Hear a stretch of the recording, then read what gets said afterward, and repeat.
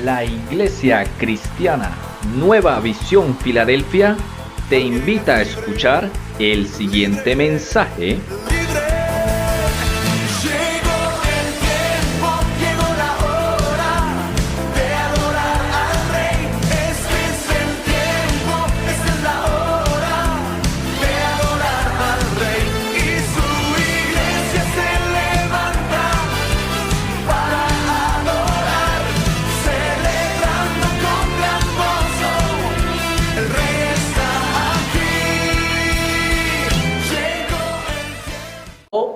Y se va descuadrando en todo su cuerpo físicamente. ¿Y qué sucedió con el Señor? Se le comenzó a visitar, a orar y a orar y a orar, y en menos de 8 meses el Señor lo volvió a parar y él se siguió trabajando, pues trabajaba y trabaja, creo, en la gobernación del Valle. Y ayer me llamó, después de tantos años, para decirme: don Jairo, necesitamos que oren por nosotros porque mire lo que están haciendo aquí al lado de la finca, ¿sí? Y esto queda exactamente en Cristo Rey, en la parte de arriba. Entonces lo que quiero decirles, no ignoremos en ocasiones que eso es lo que hace, porque el maligno lo que hace es desde buscar los lugares altos para influenciar los aires de una ciudad, ¿sí? No solamente lo hacen a través de esto, voy a mostrarle un videito, pero pues lo voy a colocar una partecita nomás, para que ustedes vean lo que pasó en el COP16. Eso la gente no se informa, la gente lo tiene como cultural, y eso fue en un colegio de Cali, ¿sí? Entonces ahí tienen, ¿sí?, las personas haciendo rituales, haciendo prácticas de santería, y las personas, por falta de conocimiento, dice la Biblia, pues perece mi pueblo. Entonces, ¿por qué se hace todo eso? Dejémoslo ahí, Cami, gracias. ¿Por qué se hace eso, hermanos? Precisamente porque se está viendo el mover a través de la iglesia, ¿sí? Ellos no son nuestros enemigos, ellos como tal no son enemigos nuestros, porque la Biblia dice que nosotros no tenemos lucha contra carne ni sangre.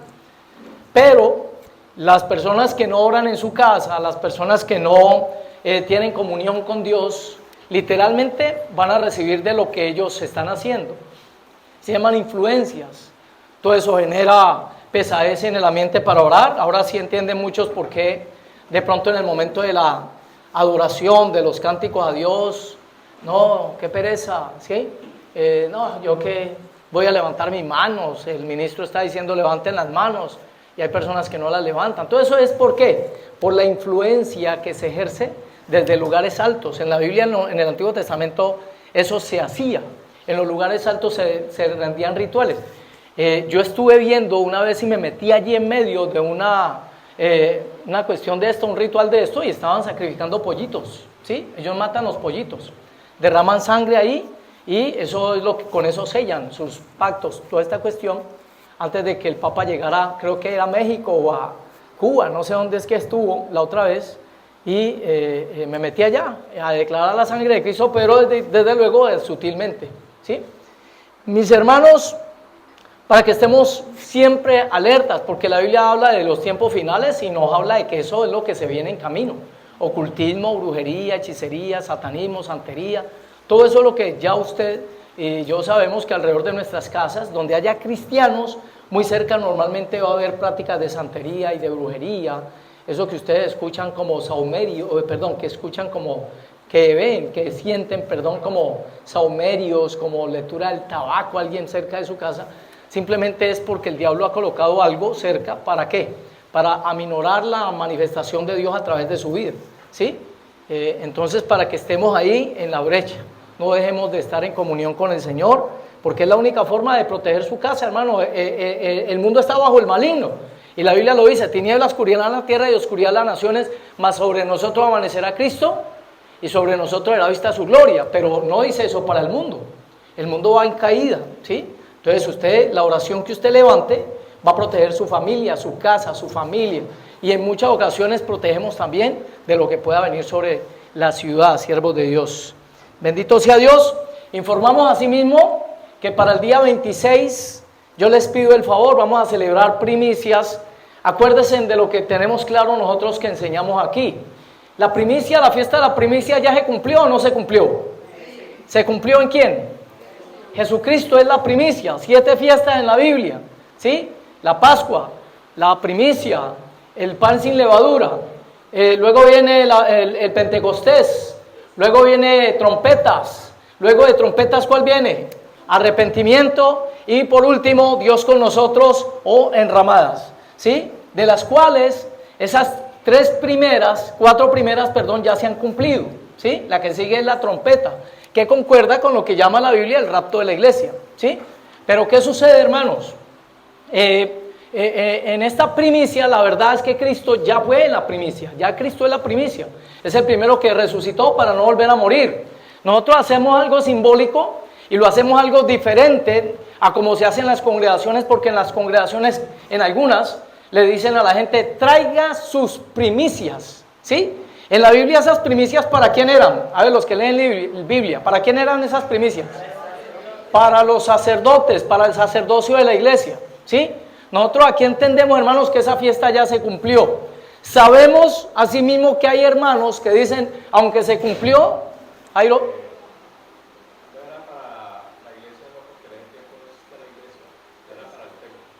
correcto, pero era para los sacerdotes, dice la Biblia, en el Antiguo Testamento, correcto, ¿bien? Entonces, correcto. Entonces, por eso decimos que ya se cumplió la fiesta en Cristo Jesús, porque Pablo mismo lo afirma y dice, Jesucristo es la primicia, ¿sí? Entonces, pero hay hermanos que tienen eso en su corazón, le dicen, yo voy a dar una primicia. Literalmente aquí, yo les pregunto, ¿esa primicia normalmente la tomo yo? Uno nomás. ¿Los demás tienen la duda? Se les demuestra ese día, porque lo venimos haciendo hace 4 años, de lo que hace que estamos con mi esposa dando ese tiempo de primicias. ¿Qué hacemos aquí, Yané? Usted que está en la jugada ahí. Correcto, miren, se compra para la iglesia, ¿sí? Verduras, plátanos, frutas y todo lo primero de lo que va a ser este mes, y se comparte entre los hermanos, ¿sí? Aquí lo compartimos con la iglesia, que inclusive a mí me da risa porque yo le coloco esa tarea siempre a las damas y las pongo ahí, mejor dicho, las ponemos coloradas un momentico, ¿cierto? Porque repartir, imagínense, en un momentico para las personas que vienen y tratar de ser justos, ¿cierto? Todo eso no es fácil para ellas. Pero así es la forma como yo digo, allá ustedes. Perdón, allá ustedes. Está venteando. Gloria a Jesús. Entonces, es la forma que le damos aquí, ¿sí? Yo sé que vuelvo y repito, bíblicamente, entonces no tendríamos que celebrar ninguna de las fiestas que ya fueron celebradas, ¿sí? No podríamos celebrar ninguna, pero lo hacemos con el ánimo de dar un simbolismo, ¿sí? Un simbolismo. Entonces, gloria a Jesús. Entonces, mis hermanos, la invitación va a ser para el día 26, Otra de las cositas en las que quiero hacer énfasis, les llamo la atención, a las personas que pudiendo llegar temprano, miren, no se pierdan por favor el discipulado, a las 7:30 el discipulado, ¿sí? Te afirma en los caminos de Dios. Las personas que pudiendo, que no tengan alguna dificultad, pues, trasnocharon y toda esta cuestión en su trabajo o algo así, que uno entiende, o tienen algún inconveniente de salud, pero si pueden llegar temprano, mire, el beneficio va a ser usted, hermano, porque va a aprender doctrina. Y esa doctrina es la que lo vacuna, en el buen sentido, contra las sectas, contra estos movimientos que hay en el mundo, hermanos, ¿sí? ¿Para qué? Para no salirse del camino, porque lo dice la Biblia. En los últimos tiempos, 1 Timoteo 4, muchos apostatarán de la fe, escuchando a espíritus y de demonios también, no solamente mentirosos, sino de demonios, que cauterizada la conciencia, tendrán el corazón cauterizado, prohibirán casarse. ¿Qué creen que es lo que está pasando en este momento?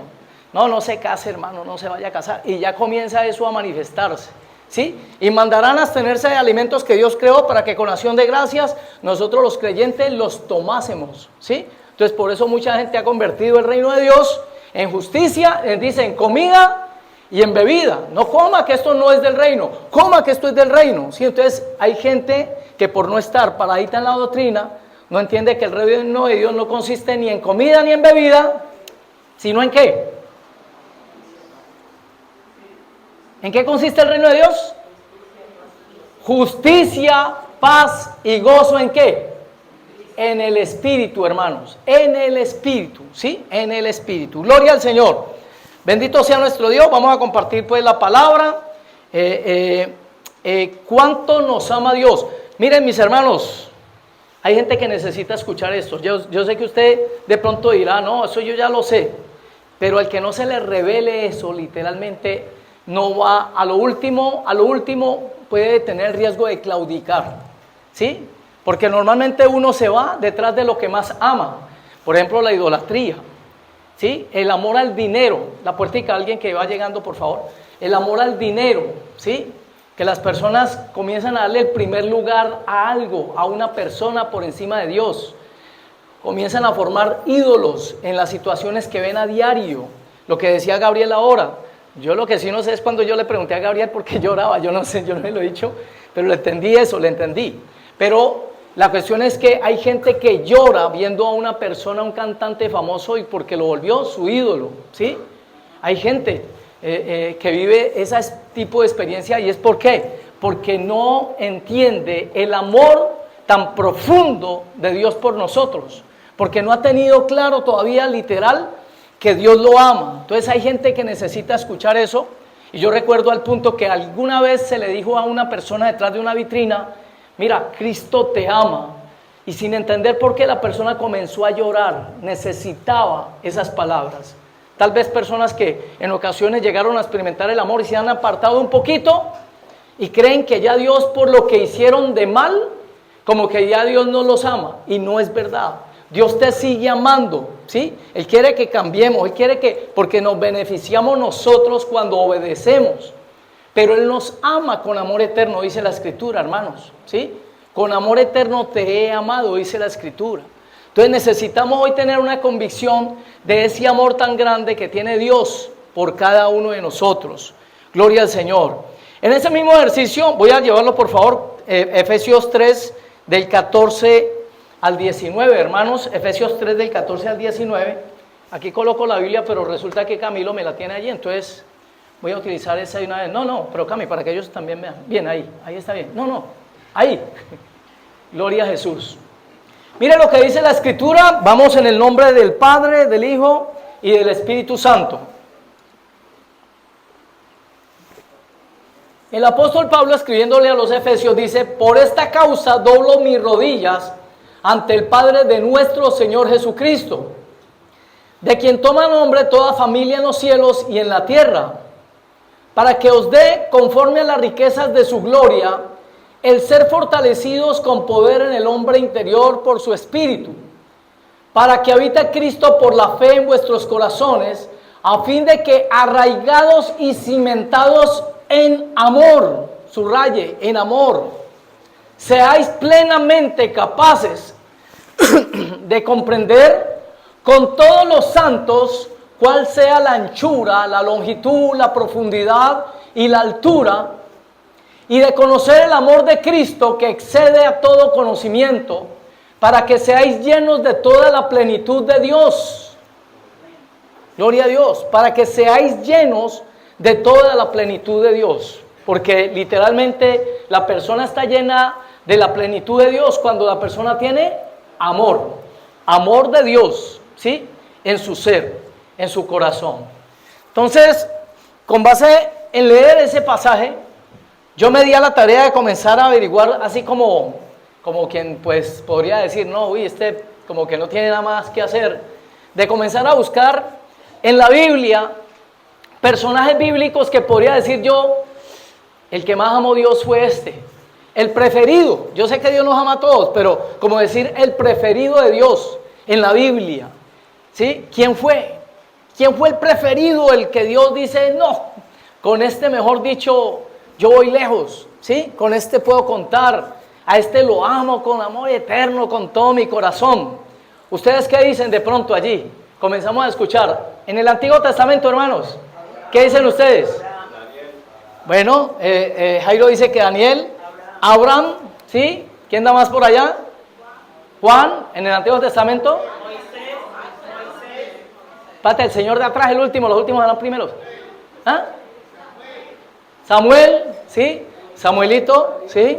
¿Quién más? ¿Quién dice algo más? Samuel ahí mismo saca pecho aquí. David, ¿sí? Mire, y se presenta digamos un análisis que vamos a hacer para saber literalmente Dios a quién le muestra grande su amor, ¿sí? ¿A quién ama más? De pronto, en el sentido de que, o sea, puede contar con él sin condiciones alguna. Y muchos personajes en la Biblia, y vamos a mirar, algunos voy a tal vez a leer para darme a entender, y van a ver que hubo unos en los cuales se manifestó más el amor de Dios, inclusive decir el Señor confiando más en unos que en otros, o hacer grandes cosas con unos que con otros en la Biblia. Y comenzaríamos desde luego por Abraham, ¿sí? Al cual Dios le llama mi amigo, ¿sí? Oiga, una cosa es que uno diga que Dios es mi amigo, pero otra es que Dios diga, este es mi amigo, ¿sí? Entonces decirle amigo a una persona de parte de Dios ya son niveles pues que son muy altos, ¿cierto? Y Dios en Génesis 12, del 2 al 3, le dice, y serás una nación y por ti bendeciré al mundo, ¿sí? Te bendeciré y serás de bendición, engrandeceré tu nombre. Todo lo que dice acerca de Abraham es impresionante, que nos muestra mucho del amor que Dios le tenía, ¿sí? Abraham, ¿verdad? Pero vamos a ver si de pronto por lo que se hace, por lo que Dios dice en la palabra, podríamos decir que alguien superó a Abraham, porque Dios le llama a Abraham mi amigo. David, 1 Samuel 13:14, habla la Biblia de que era un hombre conforme al corazón de Dios, ¿sí? Y los salmos nos muestran esta relación de Dios con David. Es impresionante, mire lo que dice, mas ahora tu reino no será duradero. Perdón, 1 Samuel 13:14. Jehová te ha buscado un varón conforme a su corazón, ¿sí? Y mire que lo pone a pensar a uno, porque ahorita ya no le llama amigo. Ahorita hay otra persona a la cual Dios dice, este está conforme a mi corazón. ¿Qué pensaríamos? ¿Podría superarlo o no podría superarlo? Cierto que uno podría decir, no, lo supera porque este está conforme a su corazón. Uno puede tener un amigo, ¿sí? O tener varios amigos, pero uno que esté conforme al corazón de uno, ¿cierto? No es fácil. Tenemos otro caso que es el de Isaías, que aunque es una profecía acerca de la persona de Cristo, pero miren lo que le dice en Isaías 43, versículo 4. Le dice, mío eres tú, ¿sí? Mío eres tú, porque a mis ojos fuiste de gran estima, fuiste honorable, y yo te amé, daré pues hombres por ti y naciones por tu vida, ¿sí? Y luego le llega y le dice, porque mío eres tú. O sea, ahí vamos viendo niveles, ¿no? Que parece como que vamos subiendo, ¿cierto? Porque cuando ya le dicen, no, este es mi amigo, este es conforme a mi corazón, pero ya que le digan a uno, uy, usted es mío, ¿cierto? Usted es mío. También como que está peleando ahí, ¿cierto? Entre los primeros lugares. Hay otro que también cuadra allí y es Jeremías. Jeremías 1:5. Mire lo que dice la escritura acerca de Jeremías 1:5. Antes que te formase en el vientre te conocí, y antes que nacieses te santifiqué. ¿Sí? Te di por profeta a las naciones, pero mire cómo lo está diciendo. Antes que te formase en el vientre te conocí. ¿Alguno aquí conoció a Dios antes de que se formara en el vientre de su madre? ¿Sí? Pero mire cómo lo hace de referencia Dios con Jeremías. Antes, ¿sí? Eso no le lo dijo a Abraham. A Abraham no le dijo, antes que naciese yo ya te había conocido. Pero sí se lo expresa ¿a quién? A Jeremías. Te santifiqué. Y ustedes van a ver una característica en todo lo que Dios habla con las personas. Y es que por causa de estas bendiciones sobre Abraham, David, Isaías, ¿sí? Sobre el mismo Jeremías, Dios lo que quiere bendecir es al pueblo, ¿sí? Entonces Dios tiene amor por una persona y a través de esa persona manifiesta su amor ¿a quién? Al pueblo. ¿Podríamos pensar que Dios no amaba a la gente en el tiempo de Jeremías? ¿No amaba al pueblo de Israel? ¿Ustedes qué dicen?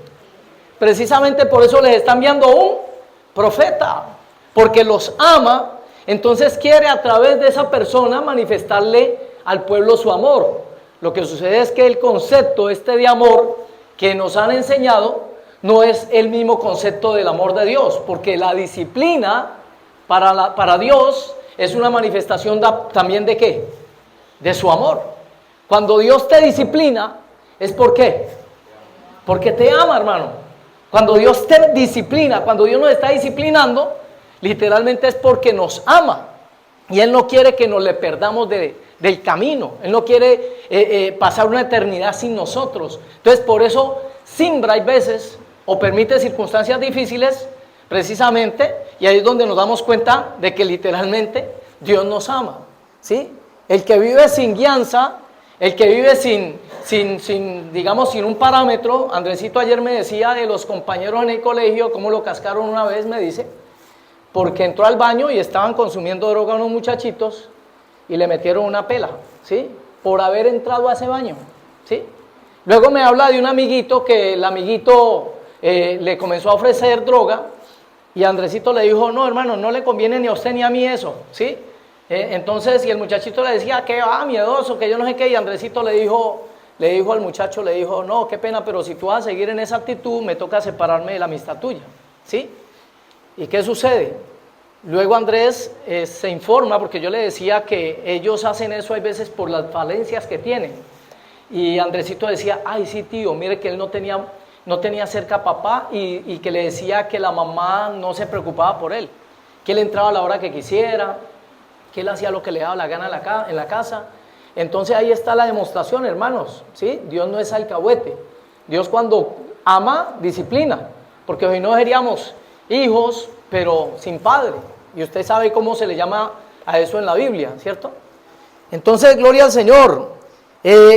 Génesis 35:10 habla acerca de Jacob.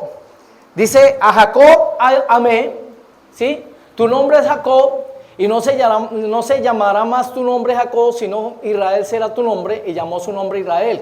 Pero hay un pasaje que habla, a Jacob amé, y a Esaú aborrecí.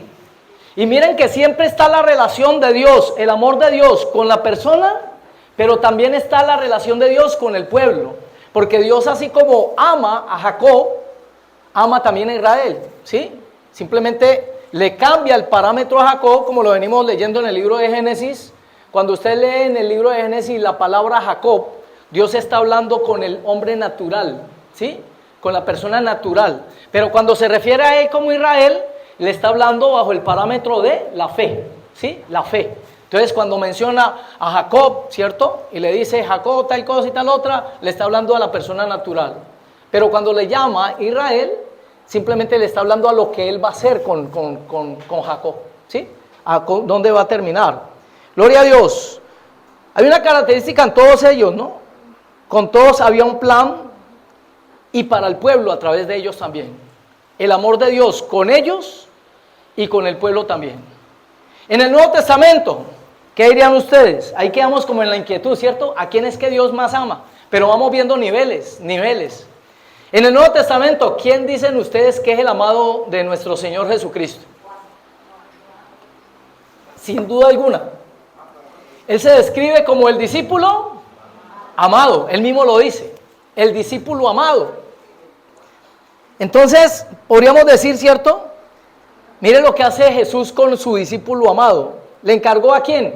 Al final, estando en la cruz. A su mamá. Porque a los verdaderos amigos se les encarga a quién? La mamá, en un caso de eso, ¿cierto? Él a un amigo le encarga a la mamá. Alguien decía por allá, es que a los enemigos se le encarga a la suegra. No, ¿cierto que no? Nunca. Miren, no, hay una suegra que yo amo mucho, hermanos. La suegra de mi esposa, ¿sí?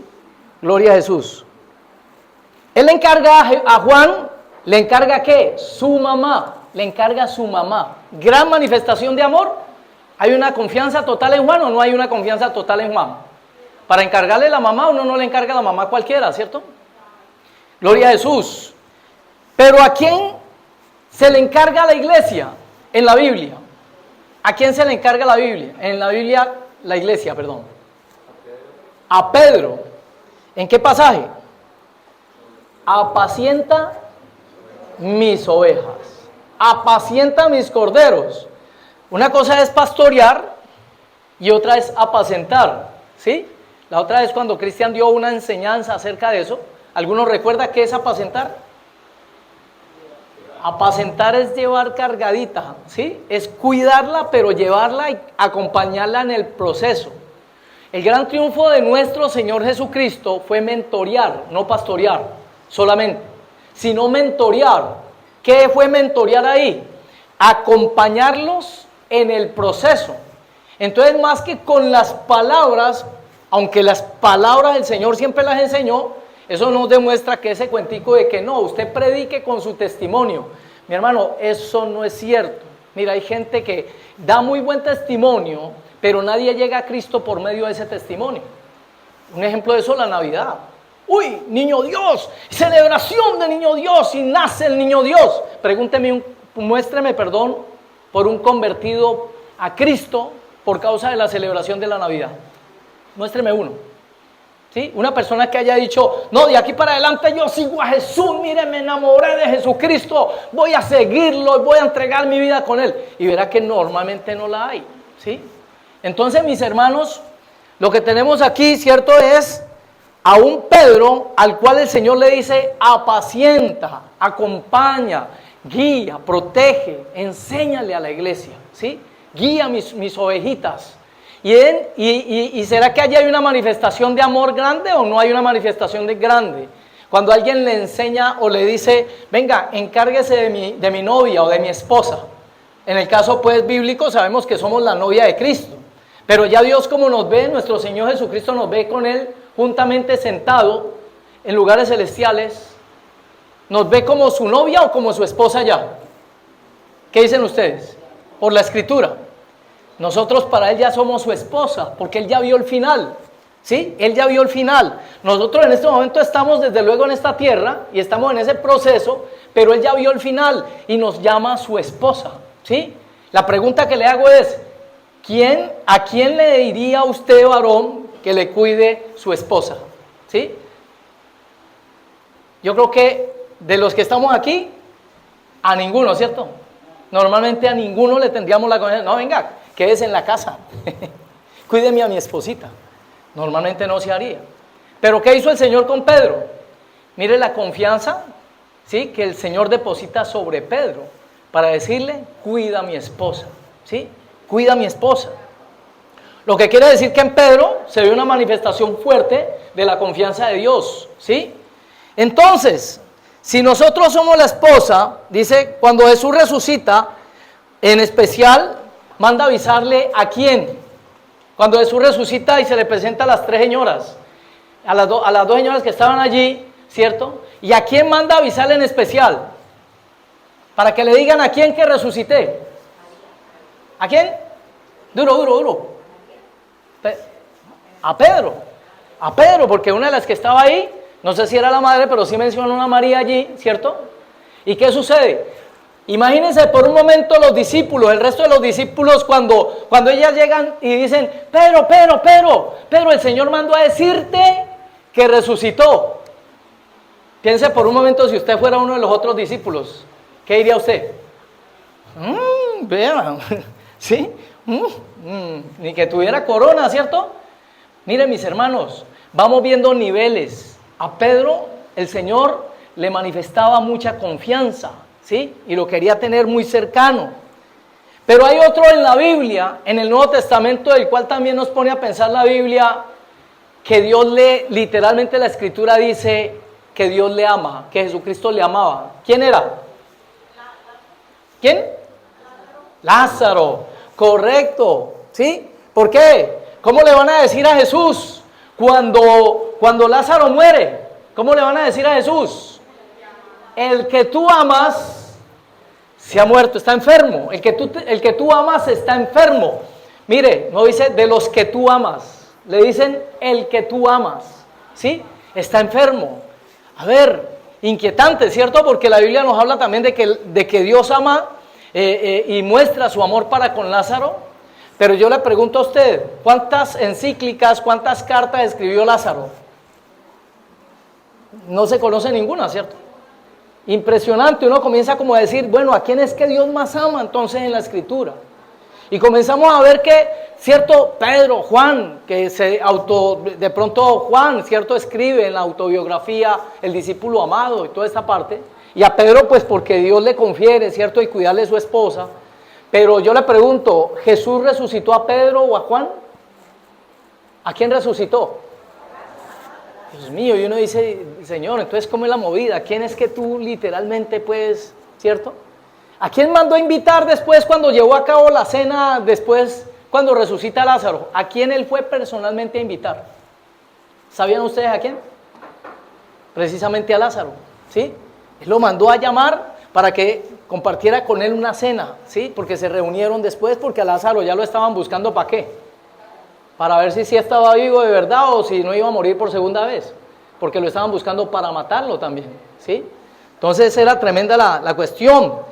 Jesús, ¿por quién lloró? Cuando se muere Pedro, cuando se mueren algunos, cuando el mismo muere Juan el Bautista. La Biblia dice que Jesús lloró por Juan el Bautista. Pero ¿qué pasó cuando murió Lázaro? Pues algunos hemos entendido que él llora es por la incredulidad, ¿cierto? Pero de todas formas dice que Jesús lloró. ¿Por quién más llora el Señor en la Biblia? Para hacerles, digamos, el enfoque esto de persona, pueblo. ¿Por quién llora Dios? ¿Por qué pueblo llora Dios en la Biblia? Jesucristo. ¿Por quién llora?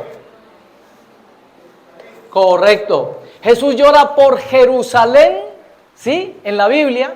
Y por acá tenemos a Jesús llorando por Lázaro. Entonces ustedes ven una relación entre persona, pueblo. Persona y pueblo. ¿Y por qué los quiero llevar a esa parte, hermanos? Porque es algo que, de hecho, hemos enseñado, hemos compartido aquí. Esta parte de la unidad que trae bendición. Y que en la oración del Padre Nuestro no dice, Padre mío que estás en el cielo, sino que dice, Padre Nuestro. Pero yo lo quiero llevar a esa parte también del amor que Dios le tiene a usted como pueblo, pero que también le tiene como persona, ¿sí? Dentro de ese pueblo. Porque literalmente, y me faltaba decir algo acerca, por ejemplo, de Pablo, casi que escribe la mitad del Nuevo Testamento. Pablo casi que escribe toda la mitad del Nuevo Testamento. Pero usted no ve al Señor hablando de amor por Pablo y que el amor por Pablo, ¿cierto? No, pero lo utiliza con poder. De los personajes bíblicos, si usted los tuviera enfrente y tuviera una muy grande labor por confiarle a alguien, por decir algo en el Nuevo Testamento, ¿a quién se la daría? De los que usted conoce por su forma en la Biblia, ya productos terminados, me refiero, personas que ya están trabajándole al Señor, ya no está Jesús. ¿Usted a cuál le delegaría la labor a realizar? Bueno, Janet dice que a Juan, Pablo, Camilo dice que Pedro, ¿sí? Entonces miren que se nos presentan como quien dice, ¿para dónde pegamos? Porque en todos hubo una manifestación muy fuerte de ¿qué? Fidelidad a Dios, ¿sí? Hasta lo último, al cabo de que fueron capaces de entregar su vida por esa labor, ¿sí? Pero esto que voy a decir, ¿cierto? Te va a poner a pensar y, hermanos, se los digo de esta manera, no porque la letra sea más grande, la persona va a aprender. Lo que quiero decir, simbolizar con esto es que si no se lo revela Dios a usted, no se lo puede revelar nadie, ¿sí? Mire, nuestro Señor, siendo Dios, entregó su vida, no por Pedro, no por Juan, no por Pablo, no por Lázaro, y en el Antiguo Testamento tampoco entregó su vida, porque todavía no se había manifestado de hecho, pero no la presentó por ninguno de ellos, sino que la presentó ¿por quién? Por su iglesia, por su iglesia. Dios ama al mundo, es verdad, pero no al sistema. Dios ama a las personas, ¿sí? Pero en particular, Él entrega su vida, es por su iglesia. El que cree en Él, ¿sí? Todo aquel que cree en Él no será condenado, dice la Biblia. Entonces, el amor de Dios, y mire cómo lo dice, porque de tal manera amó Dios al mundo, que ha dado a su Hijo unigénito, para que todo aquel que en Él cree no se pierda y tenga vida eterna. Mire cómo lo escribe, porque de tal manera, subraye eso, que es para su vida. Porque de tal manera Dios te amó, te ama y te amará, que entregó a su Hijo, ¿sí? Él lo entrega por nosotros. Pero se ha interpretado mal porque se ha llevado a la cruz. Y la cruz no es la manifestación del amor de Dios. Es cuando el Señor entrega a su Hijo. Ahí es donde se manifiesta ese amor. En la cruz se manifiesta el precio del pecado. Eso ya lo hemos dicho, no sé si lo tenemos claro. Porque en la cruz vinieron todas las cargas sobre Jesús. Y ahí lo que nos está mostrando es el precio, ¿sí?, que hay que pagar por el pecado del ser humano. Él se entrega voluntariamente a la cruz. Y eso es lo que manifiesta su amor. Por eso nosotros como creyentes normalmente usted va a ver algo. La iglesia cristiana no celebra el nacimiento de Cristo. Primero, la Biblia no menciona con detalles su nacimiento, así es, con todo lo que sucedió, que relata la Biblia el proceso del sacrificio de Cristo, de la cruz, y lo que pasó, quienes estaban a su lado, cómo lo atraparon, el detalle de cómo lo golpearon y toda esa cuestión, ¿sí? Porque por ese sacrificio es que usted y yo tenemos vida eterna, hermanos. Es que podemos esperar salvación y vida eterna por ese sacrificio. Entonces, en el mundo le dan énfasis muy fuerte y todo el mes de fiesta. Usted por eso ve que todo el mes de diciembre, ¿sí?, prácticamente lo viven como si fuera de fiesta, celebrando el nacimiento, ¿sí? Ya viene Navidad desde septiembre, ya comienzan a hablar ¿de qué? De la Navidad, ¿sí? Pero usted ve, ¿cierto?, lo que es celebración de un jueves y un viernes, simplemente, que la gente celebra como Semana Santa, pero no ve lo mismo en la llamada Semana Santa, que ve, inclusive para nuestros tiempos, en el tiempo juvenil mío, yo veía, ¿cierto?, cómo la cuestión era diferente en una Semana Santa. Recuerdo que hasta los moteles, hasta los cerraban por respeto, ¿cierto?, las discotecas, los griles, todo eso. Pero ¿qué sucede hoy por hoy? No, hermano, está totalmente degradado todo, ¿sí? Entonces, mis hermanos, referente a esa parte, dice el estudio, ¿sí? ¿Qué quiere tener Dios con nosotros? Ahora tenemos que entender eso. A la persona que Dios más ama, mi amado, en la Escritura, es a usted y es a mí, ¿sí? Mire, a nosotros, ¿el Señor nos llama amigos o no nos llama amigos? ¿Sí? Nos llama amigos, ¿cierto? Ya no serán más llamados siervos, sino que les llamaré amigos, ¿sí? ¿Qué dice la Biblia cuando nosotros alineamos nuestro corazón con el de Dios? Pues nos volvemos hombres y mujeres conforme a su corazón. Ahora tenemos el Espíritu Santo dentro de nosotros. Estamos orando nada menos que Dios en nosotros. Yo le pregunto, ¿quién aborreció alguna vez su propio cuerpo? ¿Alguien aborreció su cuerpo normalmente? Sino que, ¿qué hace según la Biblia? Lo sustenta, lo cuida, ¿cierto? No se autoflagela. La gente que está degradada en satanismo, en santería y en todas estas prácticas, se flagela porque el diablo les tiene turbada la mente, ¿sí? Porque esa es la forma en que el diablo hace con ellos. El que se coloca un poco de colgandejas por todo lado y toda esa cuestión es porque en el momento no tiene la identidad. Él no entiende que Dios lo ama y lo hizo perfecto, como es la persona. Es perfecta como está, ¿sí? Entonces por eso necesita colocarse cosas para la aprobación de los demás. Ese es el problema que tiene hoy por hoy mucho, y que el diablo por eso sigue atacando la identidad, y sigue destruyendo la familia, quiere destruir la familia, ¿sí? Entonces, dentro de ese parámetro, cuando yo me siento amado, yo tengo que caminar allí para saber, para entender, hermanos, entonces, ¿cómo hago para que Dios cada vez, de hecho, me ama? Pero no salirme de ese su amor, no moverme de ese su amor. Entonces, ¿qué Dios quiere tener conmigo para manifestarme su amor? Comunión, correcto, a través de relación, ¿sí? Y quiere ¿qué? Desarrollar una comunión contigo y conmigo. Por eso se te reveló. Usted está sentado aquí primeramente por dos cosas. Primero, dice la Biblia que el que se acerca a Dios, necesario es que crea que le hay. O sea que si una de las personas que estuviese aquí no creyera que Dios es real, pues no estaría aquí. Pero nosotros nos acercamos porque creemos que le hay. Y hay otro regalo por el cual usted vino esta mañana. ¿Cuál? ¿Qué dice la Biblia en ese mismo pasaje?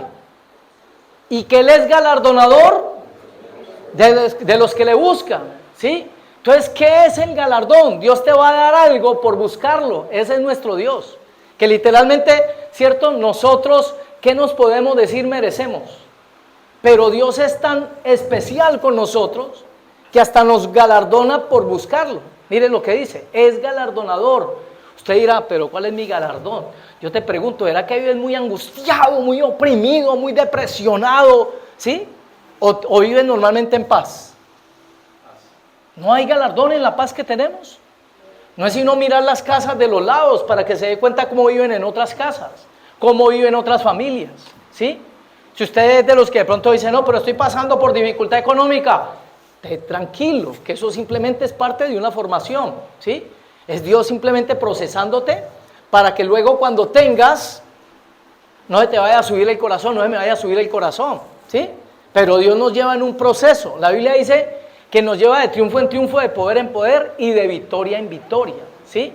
Entonces, Dios suplirá de acuerdo a su riqueza en gloria. Ese tiempo de prueba es para saber qué tan fuerte es la fe que tenemos en Él. Porque si decimos que Él es nuestro pastor, entonces ¿qué nos puede faltar?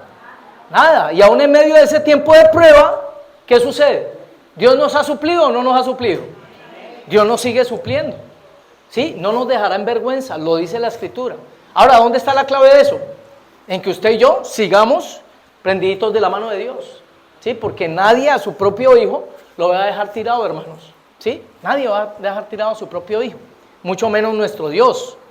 Necesitamos una relación personal con Él, personal.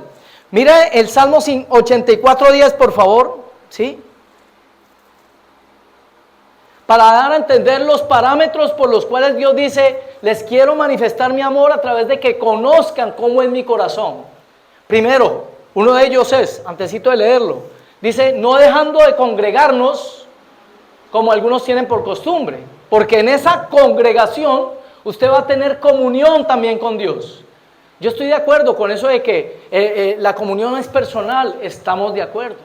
Pero el que instituyó la iglesia fue el mismo Jesucristo.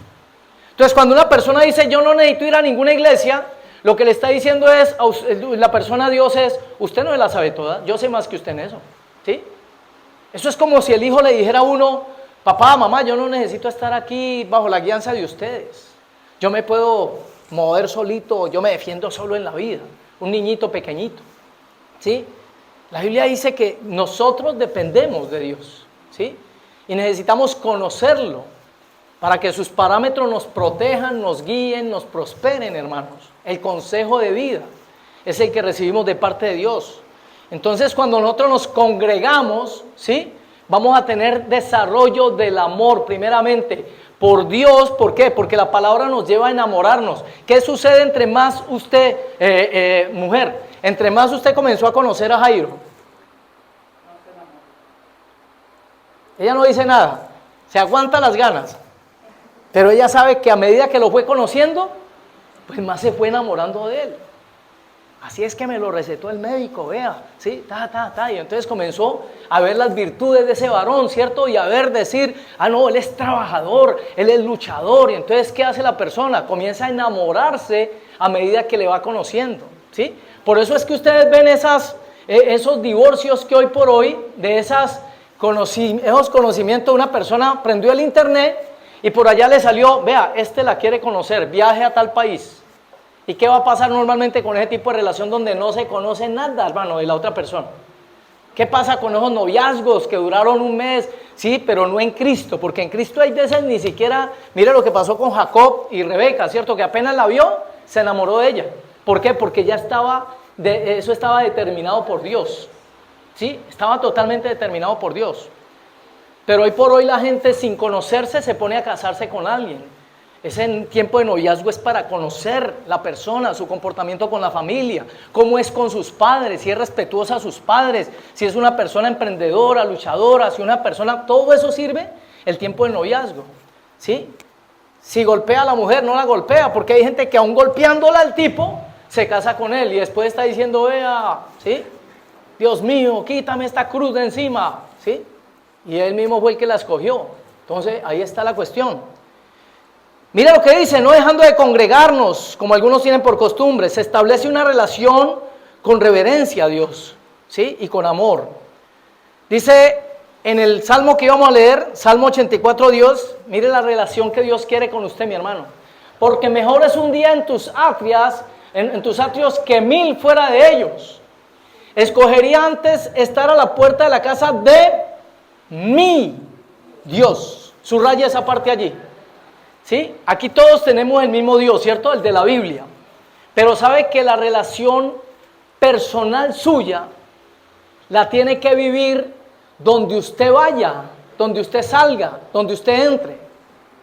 La gente cree que lo espiritual es el lugar. Esto es un edificio, hermanos. El espiritual es usted y soy yo. Porque aún en este edificio pueden venir personas carnales. ¿Usted sabía? Aún en este lugar puede venir una persona en la carne y estar inconforme y de pronto ver como crítica y señaladera a todo lo que el pastor comparte o la pastora o en ocasiones el hermano que predique. Me las está tirando a mí, ¿sí? O viene y comienza a llamar al pastor o vaya para allá, ¿cierto? Porque está en la carne, en el momento no vive la parte espiritual. En el momento de la alabanza está pensando en los frijoles de por la tarde, porque no está en el espíritu. Hay gente que puede no estar espiritualmente y estar en un lugar que llaman disque espiritual. O sea que lo que hace a la persona espiritual no es el sitio, es la comunión que tenga con Dios. Usted y yo somos espirituales, aunque le parezca un poquito extraño lo que le voy a decir, hasta viendo televisión. Usted y yo somos espirituales hasta viendo televisión. ¿Por qué? Porque si están presentando algo que Jesús no vería, ¿qué sería lo que normalmente la persona espiritual hace? Hermano, no lo ve, lo cambia, ¿sí? Pero el carnal, en cambio, ¿qué hace? ¡Pum! Las gafas, ¿dónde están las gafas? ¿Sí? Quiero ver más clarito todavía. La persona carnal, ¿sí? La persona carnal y la persona espiritual. Entonces, por eso dice, en la casa de mi Dios, debo tener una relación personal con Dios, ¿sí? Hay 3 elementos, mis hermanos, ya voy volteando la página, ¿sí? Tiene aplicación, esta relación con Dios que Dios busca con usted y conmigo, tiene aplicación aún en el matrimonio. Y se va a dar cuenta que como funciona con Dios en la comunión con Él, también le debe funcionar en el matrimonio. Si no están estos parámetros en el matrimonio, ese matrimonio va en decaída y está en riesgo. Está en riesgo. Primero, debe tener comunión, ¿sí? Comunión, deben comunicarse. La pareja debe comunicarse, debe tener comunión, porque una pareja sin comunión se va a derrumbar, ¿sí? Se está cayendo. Mire, cuando se manejan estos esquemas, normalmente en muchos hogares, el tipo es el proveedor y la esposa es la empleada de la casa. Y eso es toda la relación que tienen. Y no se comunican para nada, no se hablan, ¿sí? No se dirigen la palabra. Es más, cuando una persona le dice a usted y usted le pregunta, ve, ¿qué hay de tal persona? Y la persona le diga esto, no, nosotros no nos hablamos.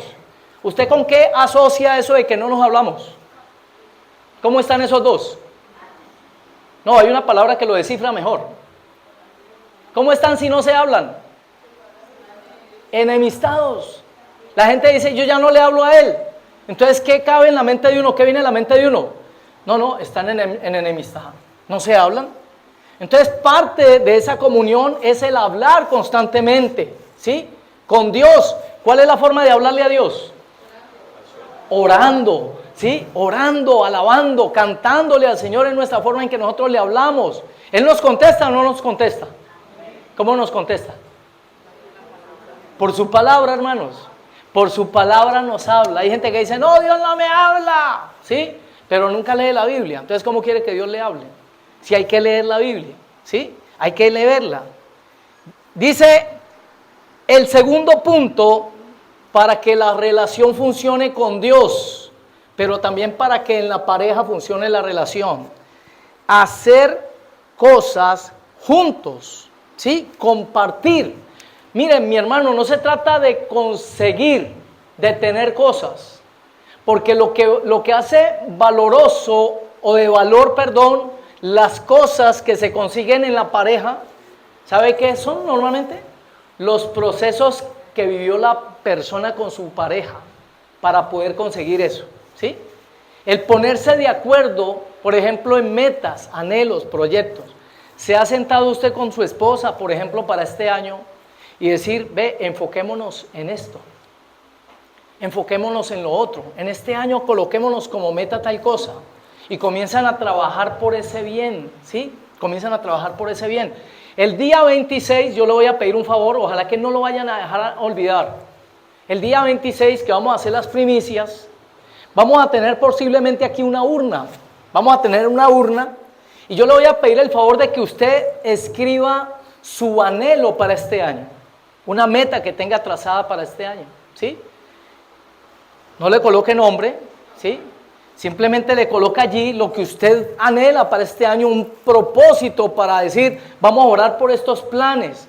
No le coloque nombre, ¿sí? Y la iglesia, los que intercedemos, los que venimos al ayuno, los que venimos o estamos en tiempos de oración, ¿sí? Vamos a estar pidiéndole a Dios por esas peticiones. ¿Cuántos dicen amén a ello? Amén. Gloria a Dios. ¿Por qué? Porque la Biblia dice, si 2 o 3 se ponen de acuerdo en un mismo asunto, Dios lo hace, ¿sí? Pide, ¿sí? Y se os dará. Entonces vamos a trazarlo así este año, la parte de las primicias. Por favor, escribe, ¿cierto? En la hojita, en un cuaderno, en una hojita, esas peticiones que usted tiene para Dios. ¿Por qué? Por su familia, por sus hijos, por su salud, por su economía, por su relación con Dios, que debería de ser siempre lo más importante. Y nosotros aquí le vamos a estar apoyando en esa parte, ¿sí? Entonces, ya es decir, tener no es lo importante, lo más importante es cómo se hizo, ¿cierto? Uno queda loco hay veces de ver una cosa y uno dice, uy, pero ¿cómo hicieron? ¿Cierto? Y resulta que para ese cómo hicieron se van a generar cosas hermosas dentro de un grupo de trabajo, por ejemplo, cuando se pusieron de acuerdo y el resultado final es una cosa maravillosa, ¿sí? Usted ve una casa hermosa, usted ve una casa linda, hermosa, preciosa, usted admira la casa, pero literalmente ¿para quién es la gloria? ¿Para quién debía de ser la gloria? Para el ingeniero, el arquitecto, para los que trabajaron, ¿cierto? Porque literalmente ese es el resultado de esa unidad. Por eso tan hermoso cuando hay una familia, porque la gloria es ¿para quién? Para el que tiene esa familia unida. ¿Quién es el que tiene esta familia unida? Nuestro Señor Jesucristo, hermanos, ¿sí? Él es el que tiene una familia unida. Dice, el mundo me va a conocer cuando ustedes sean uno, como el Padre y yo somos uno. Entonces, hacer esas cosas, ¿sí? Construye una relación. ¿Cómo ve usted cuando hay esta cuestión de las divisiones en los hogares? Vea, ahí está su hijo. ¿Usted no ha visto ese regaño que a veces mete la mamá o el papá porque el muchacho está portando mal? ¿Y qué dicen? Ahí está su hijo. ¿Qué es lo que les salta ahí mismo? Le suelta el papá o la mamá al otro, ¿cierto? Como si lo hubiera hecho solo, ¿sí o no? Ahí está el suyo, el suyo. Ese no es mío. Pero realmente, mis hermanos, lo hermoso es cuando se hacen cosas en comunión, ¿sí? Tercer punto, con Dios y para con el hogar, la intimidad. Respetar esa intimidad, no dejar que vaya en decadencia ni en degradación. Porque hay personas que están en una relación matrimonial y la están degradando. ¿Cómo la degradan?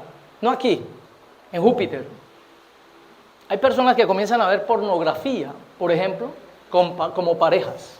Y uno nota que esas cosas las hay. ¿Sí? Que comienzan a ver pornografía estando en pareja. Y lo que están haciendo es degradando algo que para Dios es una manifestación física de algo que primeramente es espiritual. ¿Ustedes creen que Dios no quiere intimidad con nosotros? Entonces, ¿por qué creen que dice, derramaré mi espíritu sobre toda carne? ¿Sí? ¿Qué viene a representar esa palabra derramaré? Y se van a dar cuenta que tiene que ver con intimidad. ¿Sí? Cuando ustedes leen el libro de Eclesiastés, cómo se describe, ¿cierto?, una relación de Dios con la amada. Y se van a dar cuenta que tiene que ver con intimidad. ¿Sí?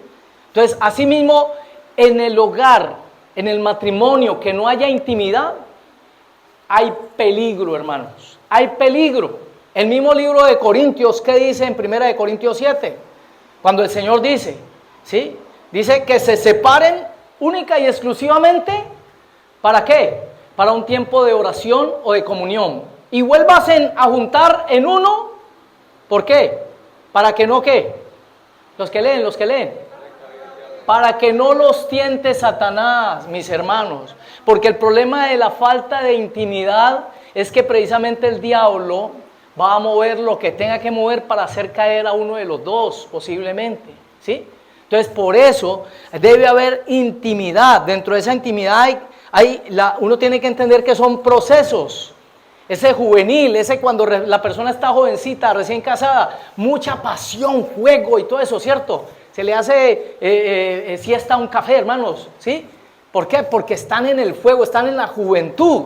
La persona está en sus inicios, pero esto va madurando y ya se vuelve lindo, por decir algo, con el tiempo, ¿cierto? Digamos, el colocar el ambiente romántico, la botellita de pronto, o la copita, ojo, para que no me vayan a entender, ¿no? La copita de vino con la esposa, algo donde el romanticismo se vea hermoso, donde se manifieste, digamos, ese amor ya no por el físico, porque es que eso es lo que se manifiesta en la juventud.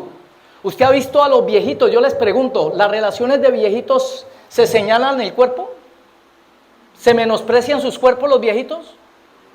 No, porque ese amor ya es maduro, es un amor más maduro, donde ya tiene que ver no con el físico, sino con la persona como tal, ¿sí?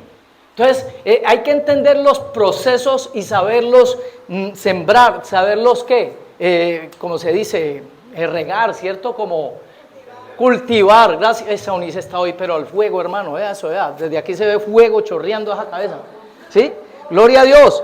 Todo va madurando. Si se descuida esa intimidad, el matrimonio está en peligro, ¿sí? Entonces, mis hermanos, esto lo hemos de llevar a la iglesia también, a la familia, a nuestra relación con Dios. Mi amado, Dios le ama. Dios me ama, con amor eterno te he amado, dice la Escritura. Y quiere, ¿cierto?, vida, y vida en abundancia. La pregunta es, ¿la estamos viviendo? Le aseguro que cuando una persona tiene esas tres manifestaciones para con Dios, ¿sí? El buscar a Dios no en la iglesia, sino en todo lugar. El buscarlo en intimidad, ¿sí? Lo hermoso que les he dicho la otra vez que leímos Mateo capítulo 6, que decía, y tu Padre que ve en lo secreto, te recompensará. Mire, no dice, y tu Padre que oye en lo secreto. Dice, tu Padre que te ve en lo secreto, te está viendo. Dios te está viendo, mi hermano, cada que tú estás en intimidad con Él. Dios te está viendo. Y como dice la Escritura, Él es galardonador, ¿sí? Por último y termino, Salmo 18, 1 y 2. Recordándoles esto, hermanos, Cristo no fue... ¿sí? La iglesia no fue a la cruz para que personas hagan de la iglesia como su máxima manifestación de amor.